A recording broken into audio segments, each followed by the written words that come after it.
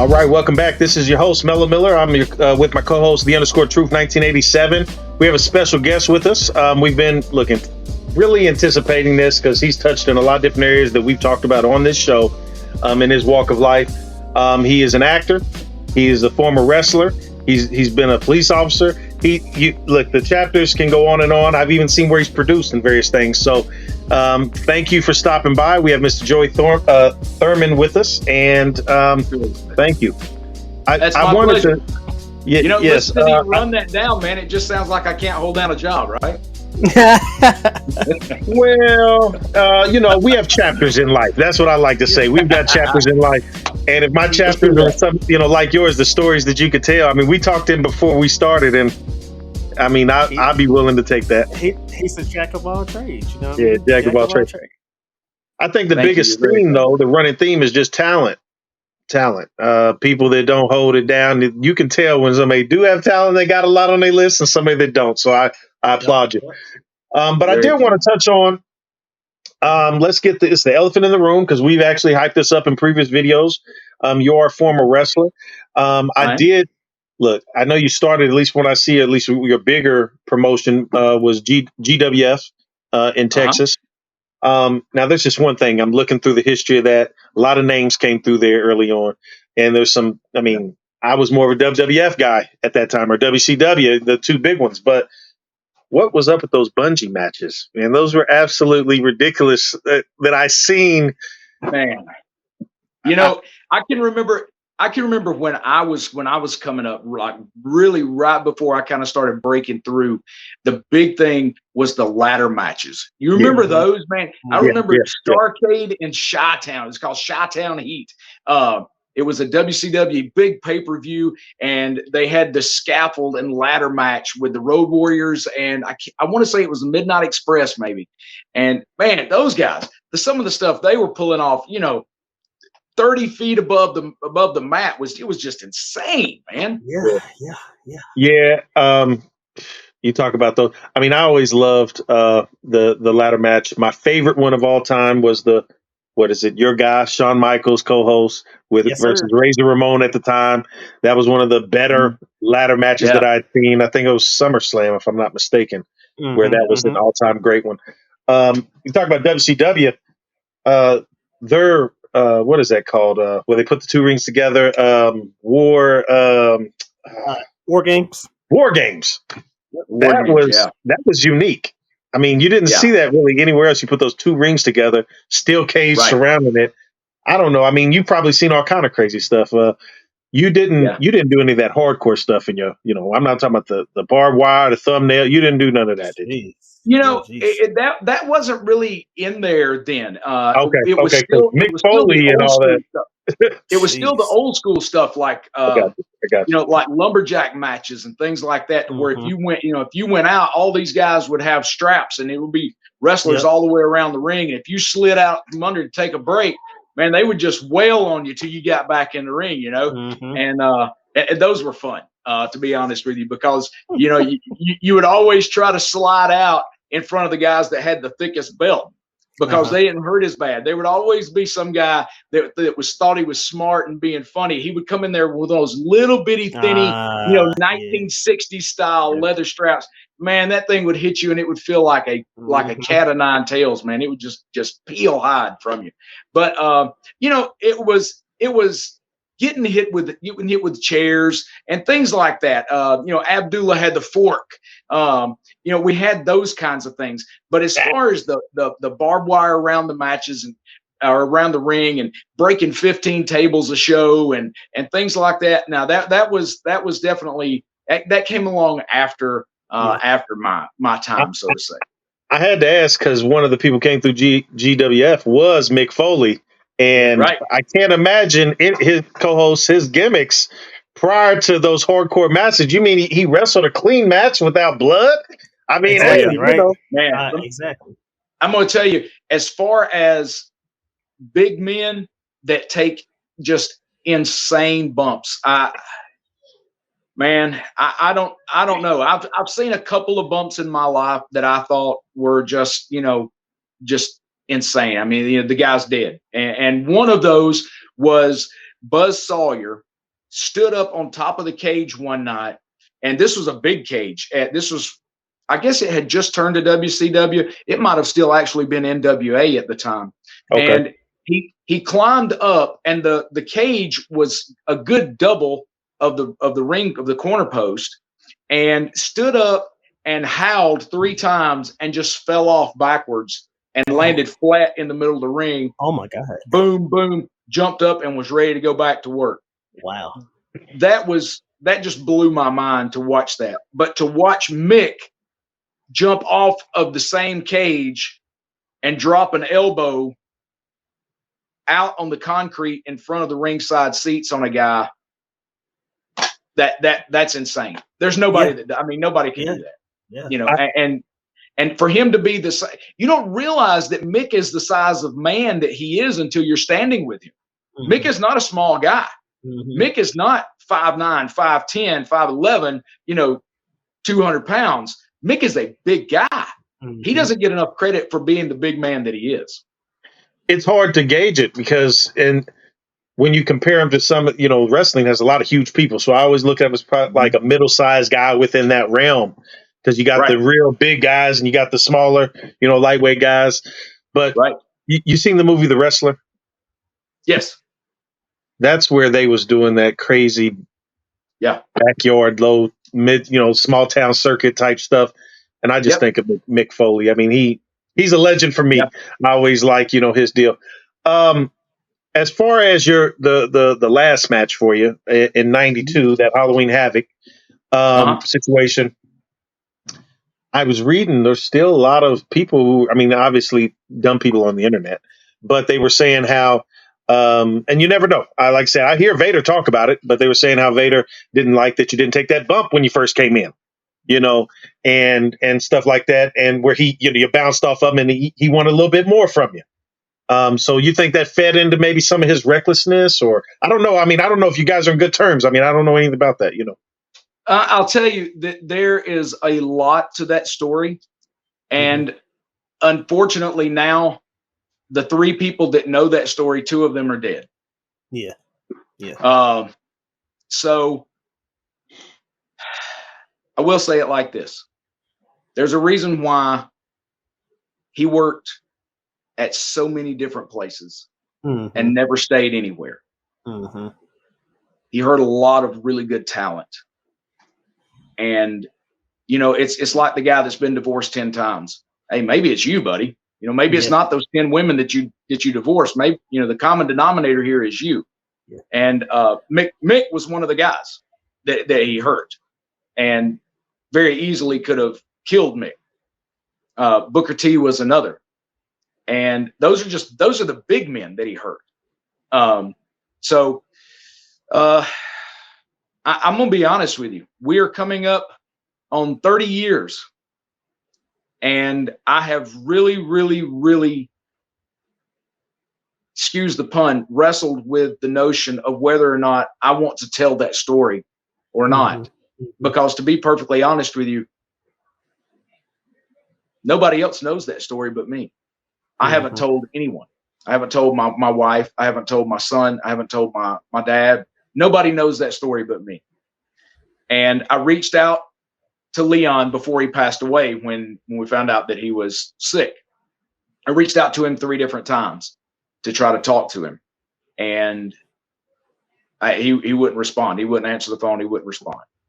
And, I'm not going to sit here and badmouth a gentleman that doesn't have the ability to defend himself. Yeah. But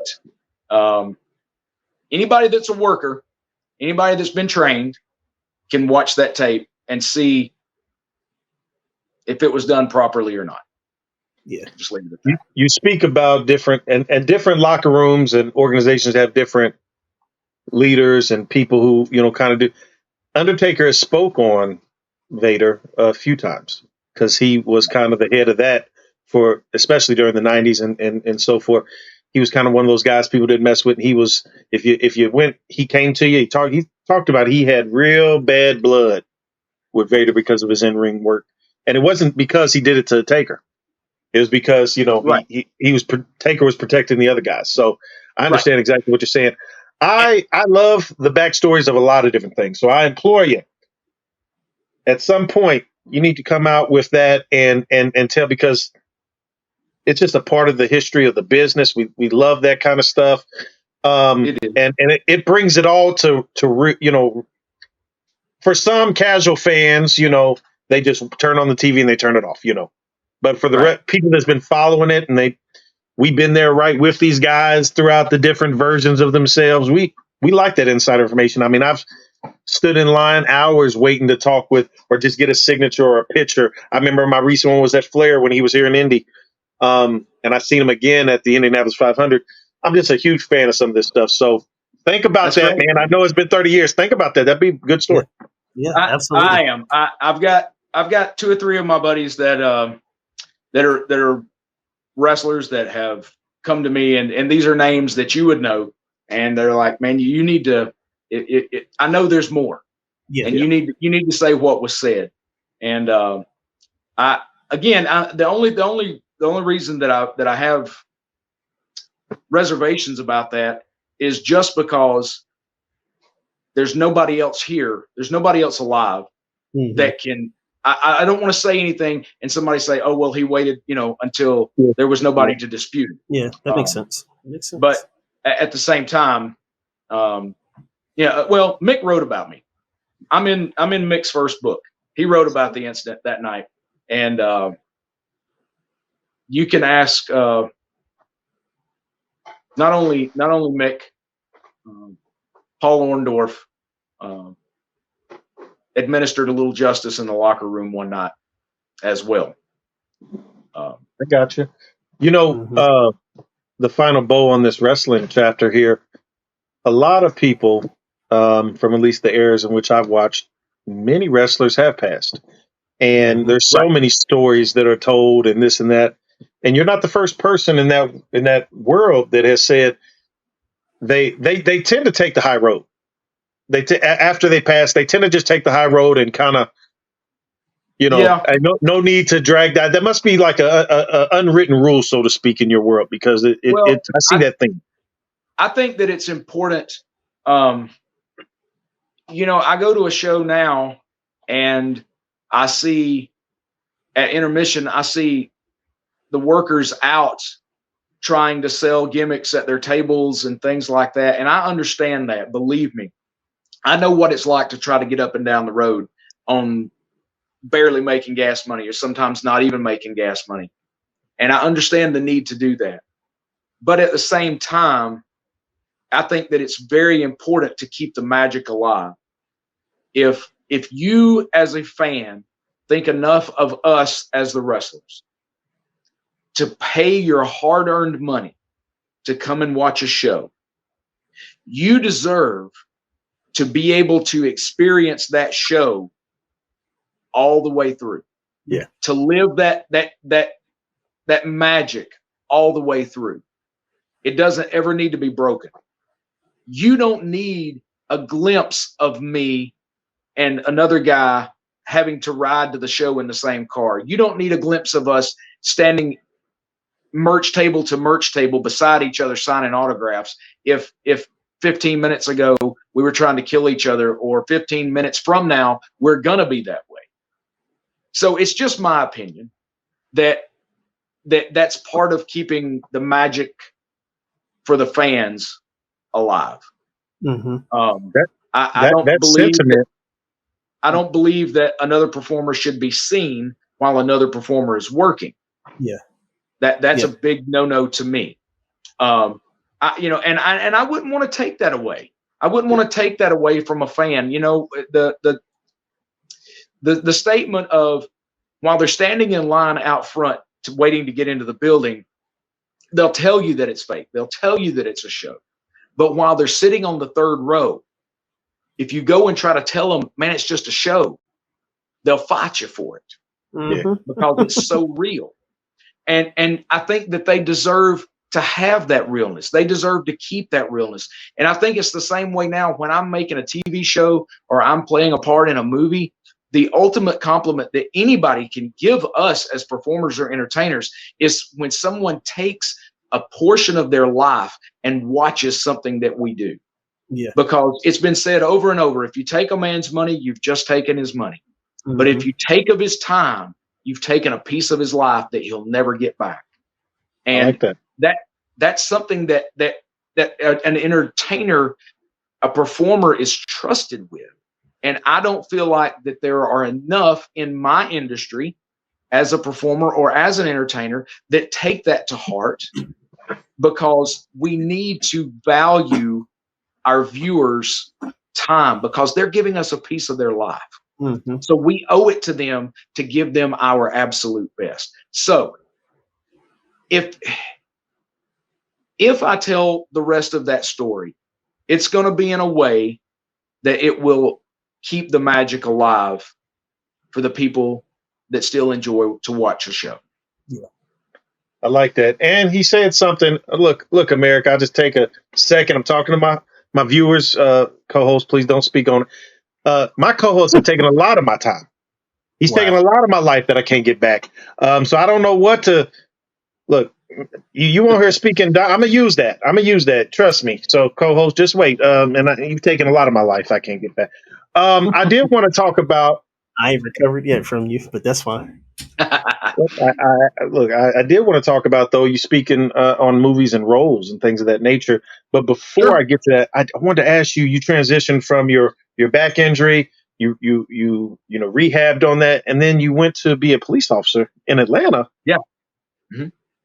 Yeah, I was being a police officer is crazy enough. So I mean, that's I spent I was paralyzed from my bottom rib down from my injury, and I stayed that way for about 5 days before I had most of the feeling back in my legs. Mm-hmm. I spent another 16 months in a body cast and a body brace, and had to learn how to walk again and all of that kind of stuff. So one thing that I will dispel is that there were some interviews that were done where it was said that, I went to the emergency room and he was up and standing up and moving around. I don't know who he was talking to, because it was 9 days, 9 days before they allowed my feet to even get close to the floor. Yeah. So, but yes, I thankfully, by the grace of God, and I'm going to be 100% honest with you, they kept me knocked out for 9 days. And when they moved me from Augusta back to a hospital near Atlanta, my entire church family came to my room and around my hospital in the parking lot. They prayed for me. And it was through their faith that I was able to regain the use of my legs and my back, and to be able to go on and have a career as a police officer. That's amazing. So I want to say it like this. I don't know what your show, I don't want to get off topic with you guys, but there was a story about when Jesus was teaching in a building, and this man, he couldn't walk. He was in a bed. Yep. And there were so many people around him that they couldn't get in to see him. And one of his friends said, "Hey, I know what let's do. Let's climb up on the roof. We'll tear a hole in the roof and we'll let him down in the building." Yep. And that man was made whole because of the faith of his friends. Yep. I experienced the same thing. It wasn't through my faith. It was through the faith of my friends and family. That's the ultimate advice. You get you some roof tearing off friends, some friends that will put you in the place to where you need to be, and in front of the people that need to hear from you. And those are your real friends. Those are the ones that count. So now let's move on into the law enforcement. Yes, that's a powerful testimony. Police officer in Atlanta for 16 years. And I got to do some awesome stuff, man. I was decorated 6 times for, bravery, life-saving, special citation awards. I was appointed a special lieutenant colonel by the governor of the state of Georgia. I got to work through the Olympics in Atlanta. I was going to ask you about that. That was 96. Yeah. And the timetable, you're saying you would have been on the force around that time. Yep. I was there. I was there. I came into Atlanta in late '95, and and you know, I think that we're put in places to be there for the time that we're supposed to be there, and you know, man, there's just some times when I was thinking about it this morning, to be honest with you. There was a kid one night, and he was standing on a bridge that's an overpass over the main interstate that goes through Atlanta. And this kid, he was standing there on this bridge, and it was like 2 a.m. in the morning. And I pulled up because it just wasn't right. You know what I mean? Somebody doesn't just stand on the bridge at 2 a.m. on a Sunday night, on Monday morning. And I pulled over, and this kid was probably 16 years old, and we started talking. And I said, so what are we doing? You know? And he goes, oh man, he said, I gotta go. I said, where are you going? He said, you know, I gotta go. And I said, really? And I was probably 10 feet away from him, and we just kept talking. He would turn around and look over the edge of the bridge, and the bridge, we're probably 3.5, 4 stories from the traffic that's going by under us. And every time he would turn to look, I would get a little bit closer to him. And finally he looked over at me and he said, man, you're way too close. I got to go. And he said, tell my mom I love her. And he stepped. And when he stepped, I jumped and grabbed him. And we both were hanging over the bridge. I had him around his knees, and he's fighting and kicking and screaming for me to let him go. And I held that kid for, man, it seemed like I held that kid for 3 hours. And in reality, it was probably just 3 or 4 minutes. And I felt this big old hand slap me in the middle of the back and grab me by my belt. And I knew instantly who it was. I didn't have to hear him. I knew immediately that it was my partner that had played center for Mississippi State, that was just a monster of a guy. And when he reached over and grabbed me, he said, I got you, boss. And he pulled me and that kid back up over the rail. And I have wished so many times over the years that I had a way to follow up with that kid and see where he is now. But, you know, this kid, was covered up in gang tattoos. And I know that he was in a bad space, man. Mm-hmm. He was in a bad space. And, but I just truly believe that wherever he's at, I think he's doing good, man. I want to believe that, because I don't think that God would have wasted that opportunity like that, you know? You know, we talk about, unfortunately, the news, sometimes you get a lot more bad than you do good, right? You just told us a really heartfelt story of an impact that you had on someone, at least in that moment. We get a lot of the bad, and we've talked about some of these interactions that we see that are more publicized and things of that nature. And there's bad ones out there, man. I'm gonna be fair. Yeah. I'm not gonna say that everything is peachy keen, because it's not. But at the same time, there's bad dentists, there's bad undertakers. Yeah. You know? Yeah. You know what I mean? Absolutely. And I've been on calls and been at scenes and watched stuff go down and come home and watch it on the news and go, when did that happen? Yeah. You know what I mean? Like, when did that happen? Because I was there and that never happened. What they're telling me never happened. And I get it. You know, I just think that it's sad sometimes that news media feels like they have to entertain more than they tell the truth. You know what I mean? And I know that it's, you know, it's for ratings, and I'm not going to stand here and say that all the news media does that, because it's the same way. It's a, you know, there's good and there's bad, and hopefully they're all trying to be good. Mm-hmm. You know, my biggest thing is, because I recognize, you have imperfect people in a position of authority trying to protect and serve is the goal, the mission. And what happens, though, is I think that impacts trust in certain communities or in locations is simply, and it may be, I don't know, maybe it's a myth, but it's the perception of that blue wall of silence.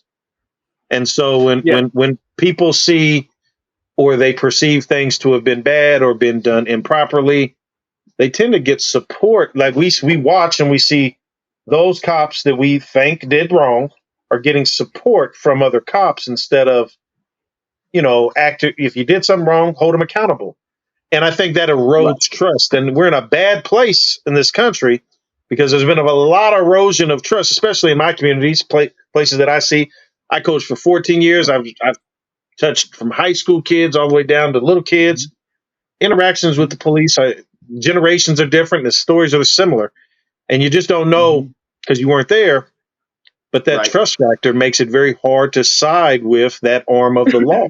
I respect And the what- police. They And I think have. what Oh, go ahead. Oh, I didn't want to cut you off. I'm sorry. And what the truth of it is that we have the truth, then we have the truth, and then we have what really happened. Yeah. You know what I mean? And that's the factual matter of it, is because the three of us can watch the same thing happen. Yeah. And the three of us, not it will be hugely different in details, but I promise you that the three of us will see different details differently. Yep. And I mean factual things like, what was the color of his shirt? What was the color of the shoes? Things like that. So you're 100% correct. And this is what I was taught as a child. And this is what I always tried to instill in my officers that I taught. We have been given, as human beings, we have been given the rule book. There's truly one rule. And if my rookie officers, I taught this from day one, treat them just like you would want to be treated if you were in that situation. The golden rule. And if we do that both ways, if we do that as civilians and we do that as keepers of the peace, hopefully, or law enforcement, if we do that evenly, I promise you, there is nothing that we can't work out. Yep. Nothing. And here's something. I'm going to say this. The people that are going to watch this podcast that have seen me on other things, I'm sorry to repeat myself, but this is the truth. When we watch with our heart versus what we hear constantly being bombarded into our brains. I went to the store today. I went to the grocery store and I was in there with, I'm going to say probably 12 to 15 different nationalities. I was in there with people from every walk of life, from all different religions, from all different societal perspectives, from every socioeconomic background. And you know what we done? We all got along. We all chose our items from the store. We spoke to each other. We interacted with each other. We paid our bills. We moved along, and nobody fought. Nobody tried to kill anybody. So the fact of the truth matter is this, especially as Americans, but definitely as humanity. When we're left alone, we're pretty awesome. Yeah. No, we can accomplish biases. Yeah, biases, influences, the bubbles that people are in. Those things are real. And I've been fortunate enough to be a part of, to step outside of my environment and see various different things. I'm a former Marine. I've been across the country, seen a lot of different things in my walk of life. I've lived a lot of places. And I think for the most part, people are good. I've seen people that I knew. I know you guys were good. And then you get bombarded with I don't know what you call it. You just get it's not brainwashed. I don't want to take it there, but it's like you just get bombarded with sensationalism, and you begin to believe the hype and the propaganda, and then before you know it, you're on the one side or the other, like you're talking about. Yep. And so I definitely understand what you're saying. Yeah. And you become what you surround yourself with. What you allow to go in is what's going to come out. And I always I had a buddy the other day. He went off on this tyrant, and I just stood there and looked at him, and he stopped and he said, "What?" And I said, you need some roof tearing off friends. Yeah. And it reminds me of what you said. And he said, you know what? I do need more roof tearing off friends. And I said, you need to hang around with some folks that are gonna talk about praying for each other. Some folks that's gonna talk about helping each other cut the grass, making sure that mama got groceries and all those things. I said, that's what you need to worry about, because in 50 years when you gone, what's going to be here to show that you was here? Yeah. Are you going to leave a legacy of turmoil and boiling emotion, or are you going to leave a legacy of love? Because that's the only thing that's going to endure. Yeah. You're 100% right. Co-host, we talked about on this show previously. It was a movie we talked about, The Hate You Give. Yep. And that was a pretty powerful movie. And it was looking at those various generations and seeing how that thing is passed down. And you have an opportunity to be different. You just have to kind of step outside of that influence and whatnot. But very powerful. You're a coach. You're a coach. I'm a coach. And this is what I tell my boys. If you want to accomplish a different objective, a different goal, try something different. Yep. You can't keep trying the same thing over and over and expect something different to happen. You got to try something new. 100%. 100%. You know? Well, so let me say this now, to go back to not to jump the gun about the movie stuff, but this movie that just won the Feature Film of the Year award that is going to the film festivals now. He turns out to be a bad cop, but the backstory of that, I was asked this in a junket for the movie, and this lady, she said, how do you feel about Officer Grace? And I said, I feel sorry for him. I truly feel bad for him, because I want to think that he started in his journey for a good reason and in a good path, but somewhere along the line he just got off track and it went off the rails. But that movie is called Perpetrators in Government Systems. It is so spot on with what we're talking about right now. It's ridiculous. I was looking at that. Yeah, Officer Grace. You played. We talking about movies. I was looking at a movie. You were a boxing, and you kind of was instructing. What were you, like a reverend or a priest? What was you in that movie? It was it was Son of the South. It was a Spike Lee movie. Yeah, Son of the yeah. And it was at a college, and my character was the boxing coach, but he was also the reverend in the town. Yes. But he was the boxing coach at the high school. I'm sorry, not at the college, at the high school. And it was all about the Freedom Riders in Montgomery, Alabama. And it's a really good story. Really, really good story. Phenomenal cast with Lucas Till, the gentleman that played MacGyver in the recent series, Lucy Hale, Cedric the Entertainer, Brian Dennehy. It was Brian Dennehy's last film before he passed away. Really, really good movie. No, I was definitely looking at it, and that stood out. I wanted to ask you something. Me and my co-host were talking about it. You were and co-host, if you want to step in, you want to talk about the Godzilla. He was a scientist in that. Go ahead, man. Go ahead, man. Go ahead. So we've had huge debates on this show with guests and different things about Godzilla, King Kong, all these different Monsterverse type deals. And you got a glimpse into this world behind the scenes. I don't know if you were part of the King of Monsters, but the sequel to that, and at least in the Monsterverse, where they paired up, was Kong versus Godzilla. Do you have a personal weigh in on someone that's seen some of these things? A little part of that world. You have who won that? I mean, maybe he can settle it for us, co-host. Maybe he can settle it. I don't know if I could settle it for you or not, but I can tell you that Goran is not my favorite monster. He's the one that electrocuted all of us and killed us down in Antarctica. I'll tell you. I will tell you a really funny story about being on that set. That set, we were working really, really long days on that set, and we had worked a really long day for 2 days prior, and we had to be back. You get a 12-hour break. We had to be back the next day.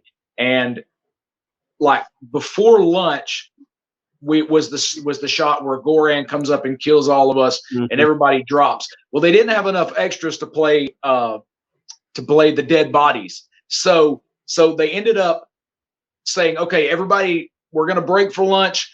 Remember your spot, know where you're at, and all that kind of stuff. You got to come back. It was fantastic. We go and eat lunch. I came back, dude. That snow was perfect. It was like memory foam, man. Yeah. I slept for a solid 6 hours right there in that one little spot, dude. I was like a rabbit in a bed, man. I had doodled me out a little spot. I was snoozing. The next thing I knew, the assistant director was kicking the bottom of my boot, and he goes, "Hey," and I said, "What?" And he goes, "We're out of here. You're done. You're through." And I just woke up. I was like, "Oh, like, how did it look? Did it look good?" That is funny. That was an awesome scene down there. Our co-host, he was a monarch scientist. It sounds like. I think he was one of the bad guys. I mean, we could just kind of, so he helped create some things there that we ain't gonna. Yeah. That's right. That's right. And if you're part of the bad guys, then you probably were on the Godzilla side. But anyway, what is that, co-host? You got something to say? Okay. I don't think he gave a definitive answer, but I felt like he gave me everything I needed to know. I gotta say it like this. I had lunch with Godzilla like 3 times while we were working on that movie. He was a nice guy. He was a nice guy. I'm just, Godzilla is a nice guy. Yeah, I think so too. Tell it to people of Tokyo. Okay, I'll leave it at that. Tell it to the people of Tokyo. Okay. Co-host, did you have anything on that or anything else? No. It's funny because you were talking about your recent film, the one that you're talking about, that won all of the awards and things of that nature. I think my question for that was, I mean, being a actual cop, you saw some things, you witnessed some things, you seen some things. There was, I mean, a lot of people think injustice started in the later 10s and onward. I mean, there's been justice pretty much that has gone on throughout history. I guess my question to that would be, what made you, because I know you probably seen the script, you probably seen, kind of the central theme of what the particular movie is going to portray. What was kind of like your mindset going into that, especially being a person that came from that side, the force, going into that movie? Well, I think that I'll be perfectly honest with you. And I told Aaron Spells, the director, I told him when he called, he said, "I have this part for you, and I hope that you want to play it." He said, "I don't know if you're going to want to play it because he is." He said he is a dirty cop. He's a bad guy. And I said, okay. I said, well, send it over. Let me read it. When I read it, I called him and I said, "Aaron, this guy's, it's not a dirty cop." And he said, "Yeah, he's the bad guy." I said, "He's not the bad guy until the end." I said, you don't realize that he's the bad guy. I said, the way that the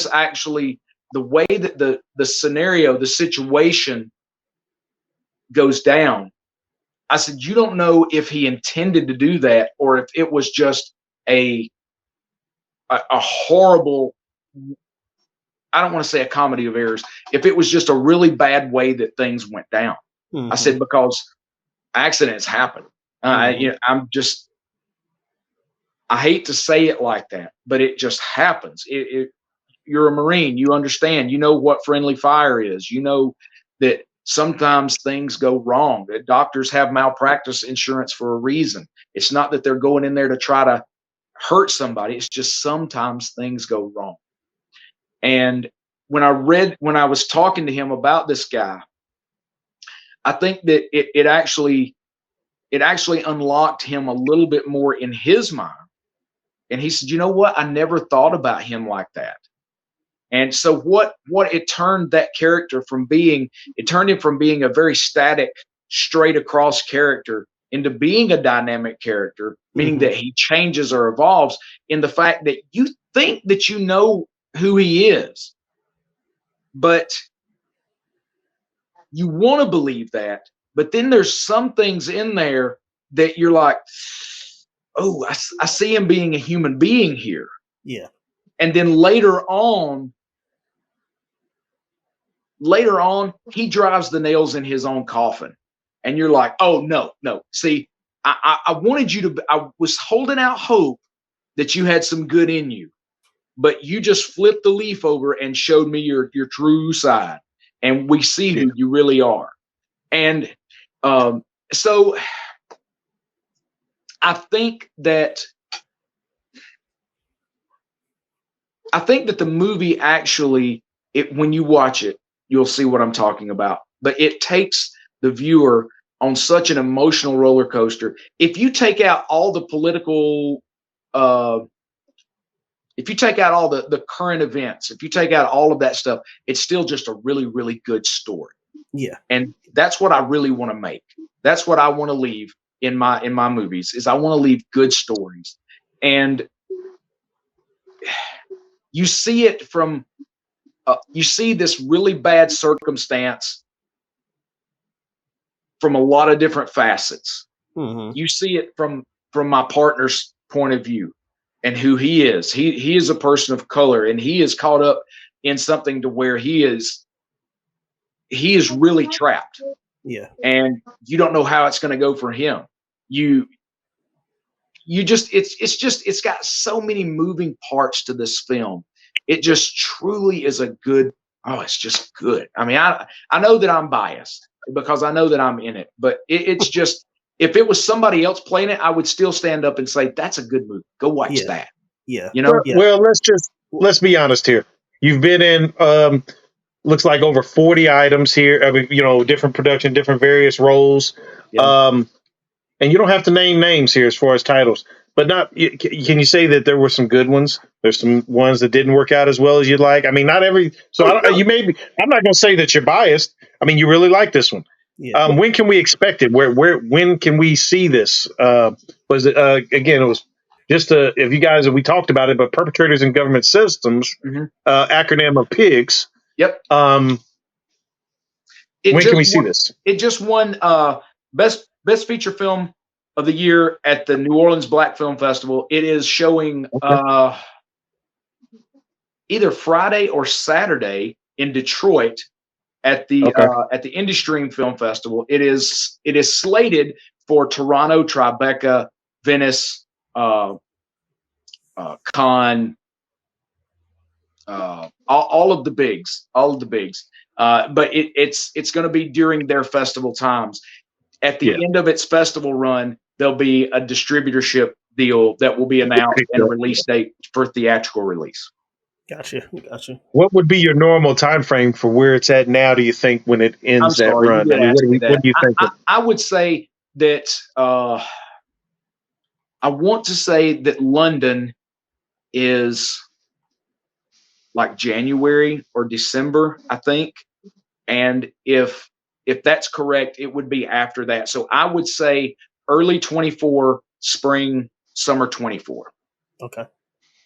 Yeah. Co-host, we got to pencil this in, follow up on this so we can review this. Those are definitely movies I like to see. Obviously, there are multiple movies in the world where you can watch for entertainment, for things of that nature. I love movies that pack a story that relates to something real that's in life. Yes. So definitely very excited to see it and kind of see that story told, because there are a lot of different things that go on when it goes through the mind of an officer, and how it's portrayed from the officer's standpoint, and how it's portrayed from the people that are around the officer, the civilians and things of that nature. So definitely excited to see that. I think, as you said earlier, I think God put you in that position for a reason. Just because of how I can tell the type of person that you are, how you look for, positivity and things of that nature when it comes to people and things like that. It's refreshing. You don't always get people like that.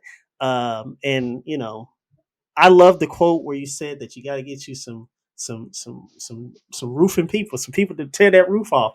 Unfortunately, I have a co-host that keeps the roof closed, but that's fine. That's okay. That's all right. I'm trying to get him to open up that roof too. There you go. He wants to keep it closed. But I'm excited.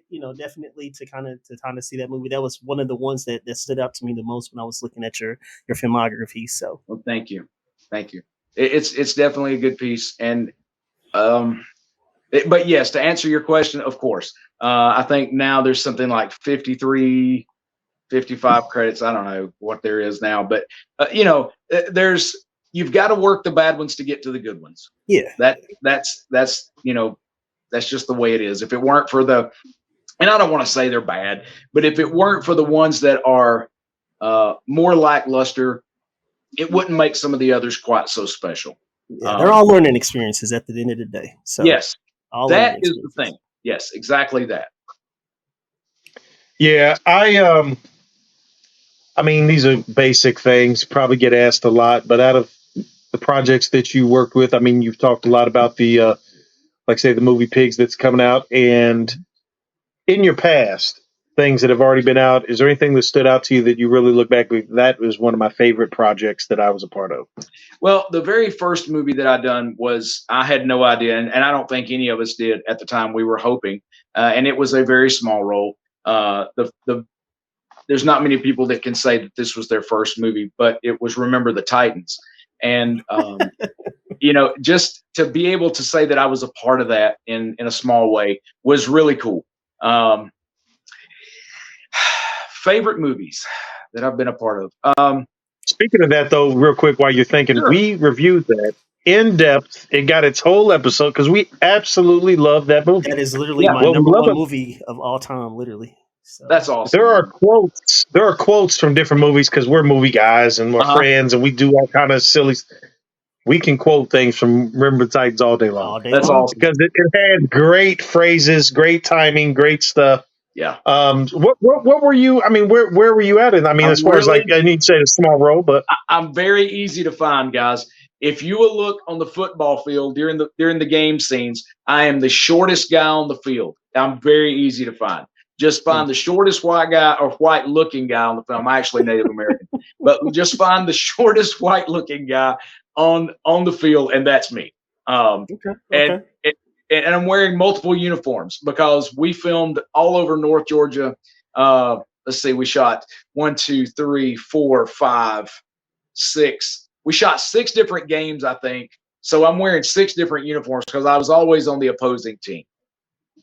Co-host, I hope he was. You remember the scene? That gives me a reason. That gives me a reason to watch the movie again. So there you go. Co-host, remember when he said they don't gain another yard, and then they went to start the clothesline? You didn't get what? You wasn't that clothesline victim, were you? You didn't get pummeled. Yeah, all right. I just want to make sure. I mean, if you did, that's him. Hey, I love it, but I'm just, I got to pause it at that point and say, "Oh, I know him." That's the no, because that's a stunt, and I wasn't union stunt at the time, so I couldn't have done that. I got you. I see. You got some stunt credit though. I seen that you got some stunt work in. Okay. All right. But you were thinking about your favorite, thing that you were part of as far as you were naming something. My first lead was a movie called Mistakes and Monsters. It's available on I think it's on Amazon or Paramount. Now I think it's Amazon. Okay. That was my first lead, and I played a really dark character in that. It was a lot of fun. It was an indie film, but it's gained like a really cool cult following, and it's a cool story. It's one that you don't see the end coming. You don't, and even at the end, what you think is the end is not actually the end. But the only way to know that is to know like scripts that were written after the finale of the movie. I guess you know what I mean. There was a little bit more that you don't get to see. But Mistakes and Monsters was definitely a fun one. The Marks was absolutely a fun film for me because it was a comedy. It was my first comedic. So that was a comedy. Yeah, that was crazy. It was a comedy, but you realize again, like we was talking earlier about a third of the way in, you start realizing, wow, yeah, nothing is going to go right for this guy, but I really want it to. Yeah. It's that guy that you pull for all the time, but it's just not going to work out. And you think that you know him, but it turns out toward the end of the movie that this guy actually is a pretty good dad. He wasn't the dad that his kid needed him to be, but in the end, he is the kid that she wanted him to be. And that's the only character in the movie that is dynamic. He's the only character that you see flip, that you see something different happen with, versus and the other characters, they're doing what they do, and they're doing very, very well at it, but they're being funny, pretty much throughout the film. But that's the only character. Jack Dixon is the only character that you see actually make a change.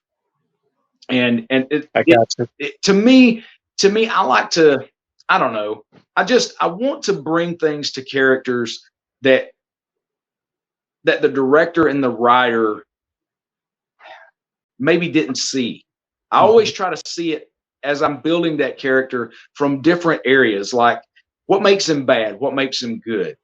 Because even the bad character, there's got to be some good in there somewhere. There's got to be a chance for him there. And if you can get the audience to think there's a chance for this guy, you're bringing them in more to the story, because that's what they're wanting us to do. They're wanting us to bring them into our world for 90 minutes or 60 minutes, ever how long the time is. They want to forget about whatever it is that they're going through. They want to forget about, daily life. They want that escape.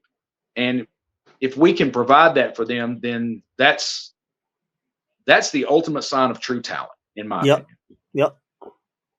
Yeah, I know you said something. We're coming to a close here. We're only an hour show. Wish we could go all day, but you said that one that developed a cult following. Some of those are the best movies. Yeah. And it's just a little irony because I'm talking about another wrestler in Roddy Piper. But one of my favorite smaller movies like that is They Live.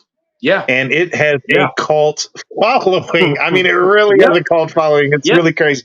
I really love that movie. I don't know. It's amazing to be able to go to like these Comic Cons and things like that, and go and sign autographs and things, and you see people that are dressed from these characters, and they'll walk up and they'll say like, "I know you don't know who I am," and I'm like, "I know exactly who you are." Yeah. But you can tell that little group will merge together at these events. It's you can tell who knows and who don't. Yeah. I'm guilty. I dress up. My co-host, he has seen it. I am one of those guys that dress up in various ways. Me and my family were just the Wizard of Oz, and I was Scarecrow. My wife was Dorothy, and I had a son that he was the Lion. That is cool. So at a Comic-Con, I've done Star Wars. I was Darth Vader. Yeah, I've done all kinds. I don't know. This is crazy. Sometimes people don't know. I'm getting ready to go to Comic-Con. Yeah. Here in Indianapolis, and me and my son were going. He's Mario. I'm Bowser. That's awesome. I love it. That's the biggest thing, right now, the Mario movie. So I'm the guy that goes to the Comic-Cons. I just basically just rock the T-shirt, whatever the graphic T-shirt is at that time, So and just go kind of glean and look around. I'm more of the the gamer and things like that, so I like to kind of glean towards that stuff. So that's cool, man. Well, I really appreciate this co-host. This was one of our more memorable guests. He had a full range. That we had to cover so many. But I really enjoyed you being here. He checked all the boxes of what we talked about on that show. Yeah, that's awesome. You guys are he gave us the full range. But if you noted, because co-hosts don't you take the high road, co-host, but I have here. I don't know if you in the WWE, and They got this new belt that they come out, the new heavyweight championship belt. They brought it back, and I'm impartial. I like the big gold from WCW era, and I especially like it when they spray painted it at NWO. I have that here on my mantle, the NWO championship belt. And Coach, you don't need to show anything you got. No, you don't need to worry about nothing that you got. I am. Yeah, so this is my favorite. This is my favorite there. When they went to, he always tried to outdo me with this universal belt. I gave you the disclaimer. I told you if you mentioned it, it was coming out. I just told you. You've seen a lot of belts. You've been around. Any particular that you have a favorite of? And I mean, these are all weird things, that us fan lore we argue about. Any favorite belt that you like? There's never been a prettier championship belt than that WCW Ric Flair belt, man. I told you the big gold. That's what they call it. That is a nice belt. It's a nice belt. And the WWE tried to emulate that with their newest belt, but it's got their twist, and it's just blasphemy. I'm sorry, it's just blasphemy. What made that belt really, really pop, and I think the reason why it stood out so hard was because the belts before were cool belts, but they were more boxing style belts. Yep. They were of the same size and things. And I remember the first time that they brought that thing out, I was like, dude, that is a Elvis, Liberace, Elton John, everybody rolled into one.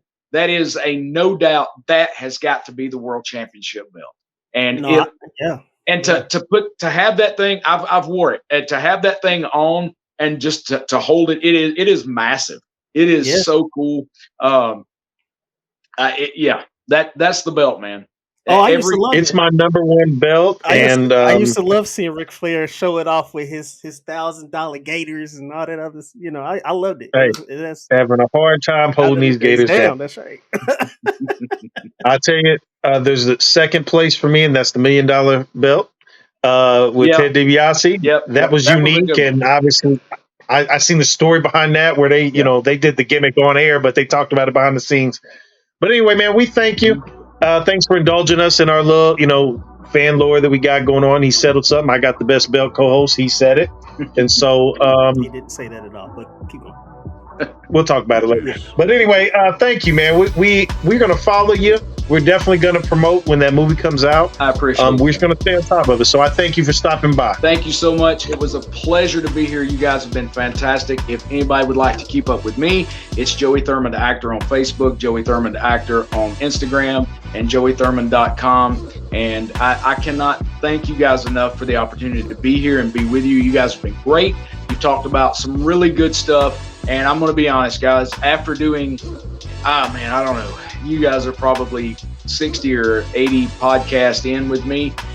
You guys actually ask some different questions, and I say thank you so much. It does get monotonous sometimes, but you guys, your fan base, I don't know who they are, but they should be appreciative to what, if you're talking to everybody like this, you guys are great because you're not asking the same questions that I answer in every junket and every other interview and everything else. You guys ask really good questions, and it was more like sitting down at the couch and talking with friends. So thank you guys so very much. Thank you. We appreciate that. Appreciate it. Thank you. So we're going to go ahead and close it out. Thank you so much for joining us, Joey. It's been fun for me, so I definitely enjoy it, and definitely meeting people, especially for me personally, of like faith, that believes in God and have that, that particular, base is awesome to me. So I definitely appreciate it for sure. But we are out of here. As Joey said, he gave you all his links that will all be in the description of this particular podcast. So definitely go check those out.